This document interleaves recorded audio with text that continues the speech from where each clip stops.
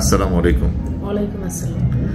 মা, আপনার বান্ধবী ময়ের যে সমস্যা হয়েছিল সেটা তো আপনি ফেসবুকে দেখেছেন। জি, আমি তার কাছ থেকে নাম্বারটা নিয়েছি।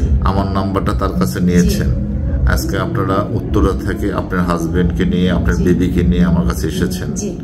আলহামদুলিল্লাহ, সব লক্ষণগুলা যেগুলো আমি পড়ে পড়ে শুনাইলাম সেগুলো তো আপনার ওয়াইফের মধ্যে আপনি শুনলেন, তাই না বাবা?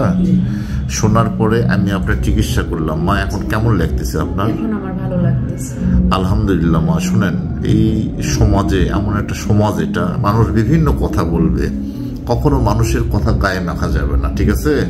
আপনি মানুষের কথা নিয়ে যদি আপনি চলেন তাহলে মানুষের আন্ডারে আপনি চলতে শুরু করলেন, রাইট? জীবনে কারো কথা মানে শুনবেন এই কান দিয়ে, বের করে দিবেন আর এক কান দিয়ে, মাথার মধ্যে রাখবে না। মিজানুর রহমান আজহারের মতো এত বড় একজন বক্তাকেও মানুষ গালিগালাজ করতেছে, করে না?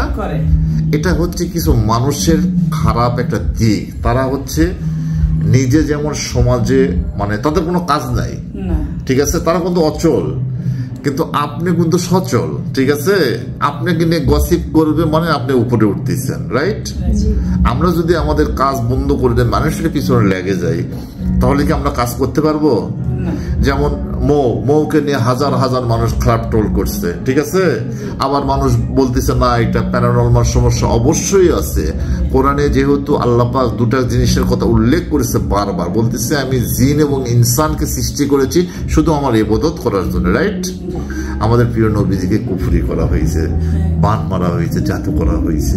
তো বর্তমান সমাজে এটা এত বেড়ে গেছে, এত ধরেন এই রিসেন্ট আপনারা সবাই জানেন যে তানিন সুভা নামে একজন মিডিয়া কর্মী, মানে সে তার লাস্ট স্ট্যাটাসে কি লিখছে, আমি নিজেও জাদু টোনা কুফরি বিশ্বাস করতাম না, কিন্তু এখন বিশ্বাস করতে ব্যর্থ হয়ে গেছি, রাইট? তো বাবা, এখানে আপনি তো নিজে আপনি ছিলেন, এখানে কি আমাদের অফিস, আমাদের ব্যবহার, আমাদের লোকজনের আচরণ এবং আমাদের কাজের পদ্ধতি আপনি কেমন লাগছে? মন থেকে বলবেন।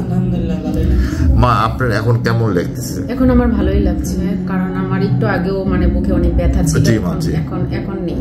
আলহামদুলিল্লাহ। আপনার যতগুলো লক্ষণ ছিল 2 মিনিটের ভিতরে উধাও হয়ে গেছে, আমি বুঝতেই পারিনি। আল্লাহু আকবার। আল্লাহ আপনাকে হেফাজত করুক। লক্ষ লক্ষ মানুষ আপনার জন্য দোয়া করবে। আসসালামু আলাইকুম। ওয়ালাইকুম আসসালাম।